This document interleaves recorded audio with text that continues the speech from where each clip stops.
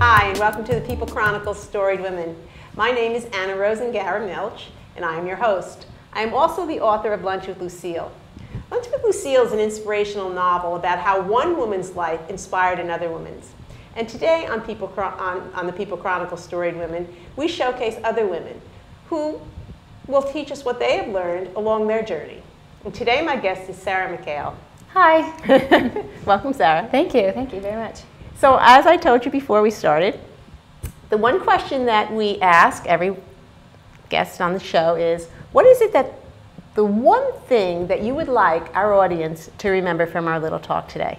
I would like them to remember that forgiveness, although it can be hard, it fosters love in your hearts, and especially when you're in a broken family and your children are involved. This is a great topic. This is a really good, I think you're going to reach a lot of people with this one. I hope so. Yeah. I hope so. Before we get to that, and I ask you that, could you just give us a little bit of background about who Sara McHale is? My name is Sara McHale. I'm a teacher at First Catholic High School. I'm married to the future mayor of Reading. We have 3 little kids. Oh, Jim McHale. Jim McHale, yeah. Okay. We have 3 little kids. We live in the city. I studied Spanish in college and moved to Spain, got married very young, and Spanish has become my passion, really, reaching out to young kids. But through my life experiences and forgiveness, I can also reach out to the kids at the high school and really relate to them sometimes when they're struggling with forgiveness. Excellent. So tell me, go back to then about what you wanted people to remember about our talk today, about forgiveness and how it fosters growth. Okay, well, I was married when I was really young. You're young, nobody can tell you, you're too young to get married, and especially me, nobody can tell me anything. If I want to do it, I'm doing it. So I got married very young. I had my children over in Spain. When I was 24, I was divorced with 2 kids, and I had a lot of resentment and bitterness in my heart to my ex-husband. So I had 2 small children, a lot of bitterness, anger. I had a laundry list of things that my life could have been, but it can't be, and what he did to me.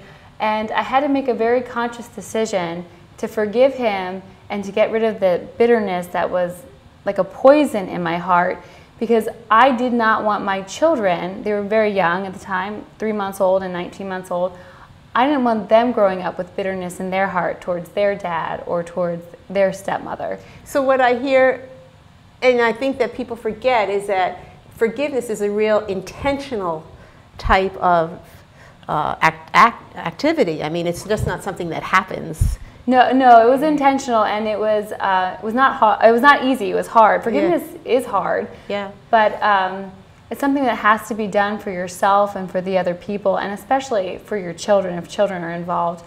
They were so young and innocent that why would I want them to grow with hatred? Why would you want your children to grow with hatred in their hearts towards somebody they don't know or haven't met? You want them to be able to be loved by them. And by fostering love in their hearts and always speaking positively about their dad, or if you don't have anything good to say, don't say anything at all, kind of thing. They have a stepmom that's able to love them now, and they love her and they don't judge her. They have her family that's able to love them now. They have a whole other family and cousins, and only good comes from it, even though it's hard. I mean, maybe you don't forget, but you forgive. Mm-hmm. So did you take yourself through a very specific process to get to where you are today? Because I see you in a very, you're in a very content place now in your life. Right, absolutely. So how does that process of forgiveness go? I don't know how a counselor would say it would go. I can only say from my life experience. Sure. And you definitely had a process of you're angered, you feel all the feelings you feel, betrayed, disillusioned, furious, lost. I felt like I had the carpet taken out from under my feet. I had everything going for me. I was young, I was married to a doctor, I had 2 beautiful children, we had a beautiful house, apartment, everything, and then it's all gone. And so there's a lot of things to be angry for. And for a while I was angry, and it was just actually something maybe my father said to me. And my father, who kind of picked up the pieces of my life and helped me take care of my kids. My parents were wonderful to me during that time. He said, "Who are you not to forgive?" Like, this is my father. You think my father would be angry at this man too? And I mean, in a certain extent he was, but he said, who are you not to forgive? So it took a lot of faith, like my faith in God, to be able to forgive, because, you know, as a Christian, I believe God forgives all our sins. So, I mean, if God can forgive everything, I'm not better than God. Like, who am I not to forgive somebody? So it was something that my father said to me, really, and I was like, yeah, who am I not to forgive? You know, and then thinking about how I want my children to grow up. I want them to love their dad. I want them to love their brothers and sisters, that, you know, the other children that he has. So it's really been wonderful in that regard, and I've been able to help a lot of friends, be there for friends when they go through it, because so many people go through divorces. Yeah. And I can be, you know, proof that you will be happy again. You know, it is hard. Being a single mother is extremely hard, or a single parent, but you will be happy again eventually. You just have to get through the storm. Yeah. I think, you know, when you were talking about all those things that you lost, you know, the house and the, you know, and that good lifestyle that you had.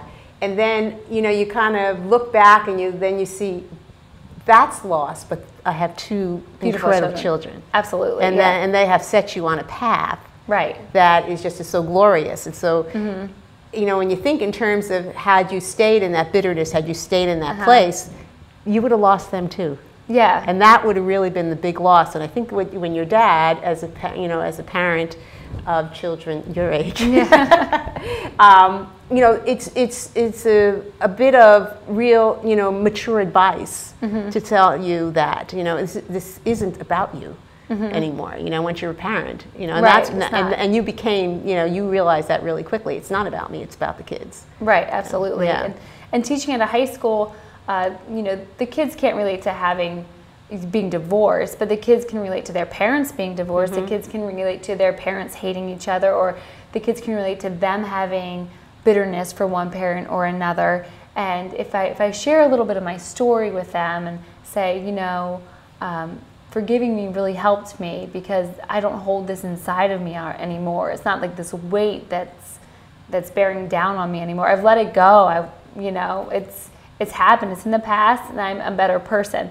But I will tell you, sometimes I look back and then I think, that was my life. Like, that happened to me. I was a single mom going to, you know, grad school, working full time. Sometimes I would only see my babies at night, and one would sleep in this arm and one would sleep in this arm, and that all night. And because that was the only time I would see them, but they became my motivation to go back to school and to become a teacher. And I got my master's degree. People said, you're never going to finish college. I dropped out of college at 22 to go to Spain to get married. And I actually wouldn't be a great Spanish teacher had I not moved to Spain for so many years. There you go. So everything happens for a reason. But I look back, and my kids were my motivation, and I just thought, I need to move on. I need to do this for me and for my kids. And even people who loved me and meant well said, you can't do that. You won't do that. Just like they said, you shouldn't get married. I was like, no, I'm doing what I want. And they said, you won't be able to go back to school with 2 kids and work full time with 2 little kids. No, I did it. And you can do anything, especially I think when kids are your motivation. So in that case, I think it's really great that you don't listen to what other people say. Yeah, well, maybe. But I think tell my mom that, okay, right? When she's watching. I'll give her a buzz. Yeah. You know, when you were talking, so you do this almost a ritual of forgiveness. I mean, it's a process that we have to go through to forgive. And then what happens, and you know, we talk about it in Lunch with Lucille, the second diamond is to let go of the past. And to really just, there's nothing you can do about it. It's done, it's gone, you know, so where am I going to go now in the future? So what I want to do is I want to take a quick break. Okay. And then I come back, and just for a few minutes, I want to talk about how you have then, what has opened up to you after you know, decided to forgive and let this part of your life go. Sure. So we're going to take a quick break, okay?